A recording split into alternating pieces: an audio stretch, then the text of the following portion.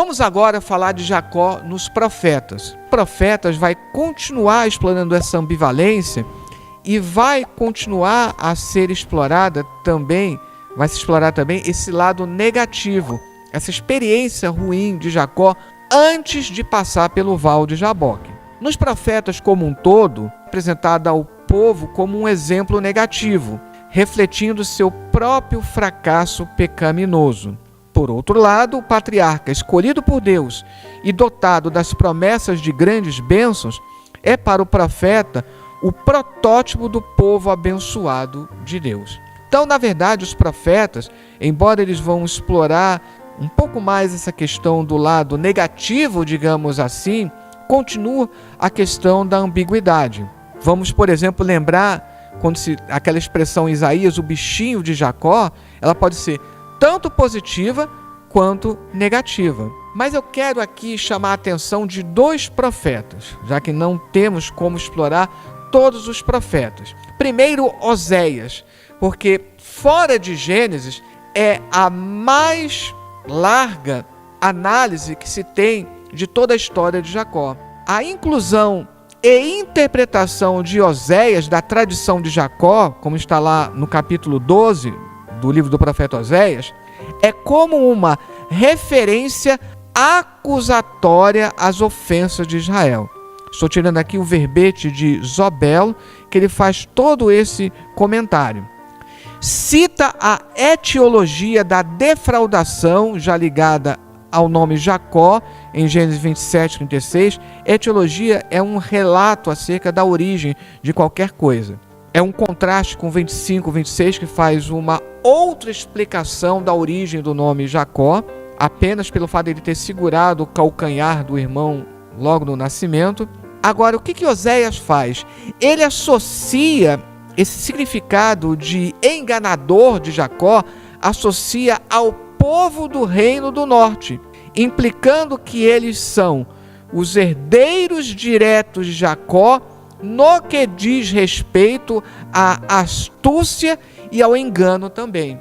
Ou seja, o que Oséias está dizendo é: vocês estão agindo como Jacó antes de passar pelo Val de Jaboque, procurando agir com astúcia, com engano. Assim, Oséias acusa a nação da aliança de Deus de viver de acordo com o nome do seu antepassado Jacó, ou de acordo com o significado negativo do nome Jacó. O fato de Jacó agarrar pelo calcanhar de Esaú no nascimento parece servir de modelo à sua inclinação para dominar, seja com relação a Deus ou a seus irmãos. Jeremias, mais uma vez aqui comentando Jeremias 9, 3 e 4, descreve a decadência social de Israel, fazendo alusão às maneiras de Jacó suplantar. Lembre que nós falamos quando comentamos sobre Pentateuco. Aqui Jeremias está dizendo: vocês estão suplantando, enganando, subentendido, como Jacó. O texto hebraico fica bem saliente isso. Em vez de buscarem o bem mútuo, os irmãos procuravam enganar uns aos outros com vistas ao crescimento pessoal. Então está associando esse comportamento de Jacó antes do Val de Jaboque com o comportamento do povo. Está sendo feita uma crítica. Ao adaptar o material para se adequar aos seus propósitos, Oséias usa para lembrar a nação, particularmente o norte. O profeta Oséias está falando especificamente ao reino do norte, que eles haviam herdado a fraqueza de caráter do antepassado deles e que ainda estavam demonstrando um comportamento como o dele. Aqui eu tirei um outro comentarista que está salientando a mesma coisa, Maquei. Ele tem um grande comentário sobre Oséias. Se, contudo, eles se arrependessem, então poderiam, como Jacó, obter a aceitação divina. Como Jacó obteve essa aceitação depois da sua transformação no Val de Jaboque. Ele, ou seja, Jacó, havia começado a sua vida confiando na sua própria esperteza e perspicácia. Mas não foi essa manipulação ou esforço humano que fez com que ele fosse, por fim, abençoado. Jacó é como se ele pensasse: eu preciso ajudar Deus, entre aspas, para que as coisas se acelerem.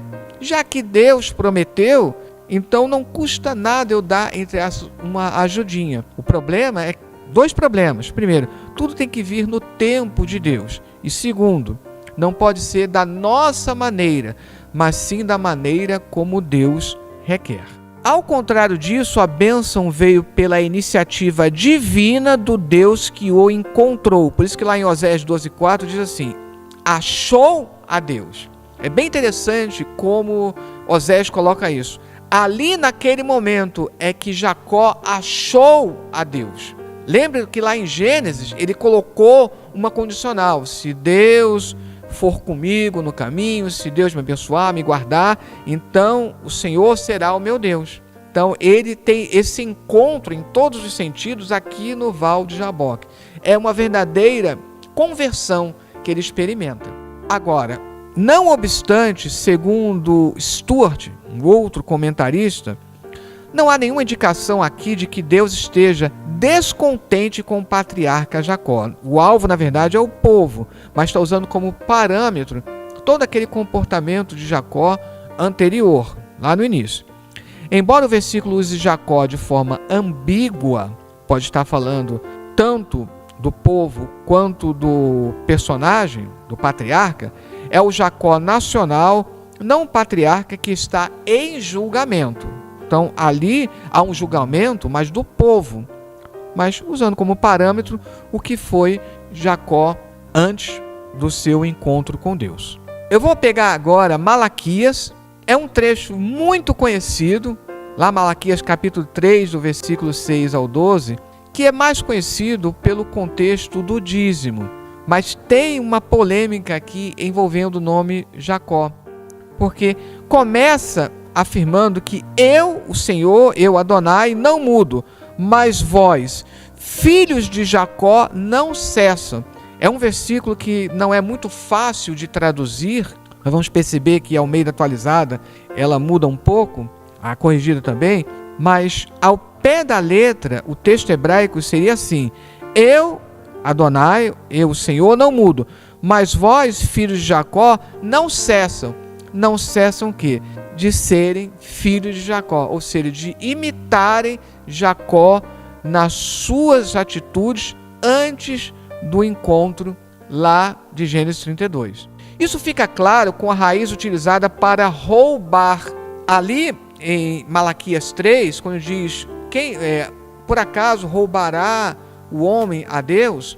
É uma palavra específica que é utilizada ali, que não aparece em nenhum outro lugar. É aquilo que na teologia se chama de apax legomeno, ou seja, só aparece ali. E essa palavra, para roubar, ela faz um jogo justamente com a raiz do nome Jacó. Pega a raiz do nome Jacó, muda a posição de duas letras e forma essa palavra única, cavá. Então, ao invés de acave, aparece lá cavá. As mesmas três letras, mudando a posição. A primeira letra passa a ser a última.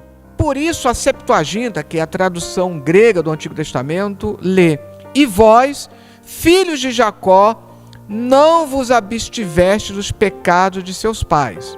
Assim, se Adonai não mudou, negativamente os filhos de Jacó não se arrependeram, pois não se voltaram a Adonai. Aqui o comentário de Smith. Assim como Oséias, portanto, Malaquias compara o comportamento dos seus contemporâneos ao de Jacó no início de sua carreira. E é interessante que Malaquias ele faz uma crítica bem contundente, usando essa polêmica do primeiro significado do nome de Jacó. Isso fica sutil, isso acaba não transparecendo nas traduções. Mas quando você vai para o texto hebraico, você percebe essa polêmica envolvendo o nome de Jacó. Ou seja, vós tentando enganar a Deus, porque a palavra cavar, alguns traduzem como enganar, roubar. Na Almeida, ela é traduzida como roubar, mas de qualquer maneira vocês estão agindo, tentando enganar como se fosse Jacó. Ou seja, vocês não cessam de serem filhos de Jacó no sentido negativo. A ambiguidade, mais uma vez, está presente na tradução do termo hebraico kelitem, que é traduzido como cessar. Primeiro, os israelitas não deixaram de ser filhos de Jacó, isto é, são imutáveis em sua pecaminosidade. Segundo, os filhos de Jacó ainda não chegaram ao fim de seus pecados. Aqui eu tirei uma citação de Verhoef.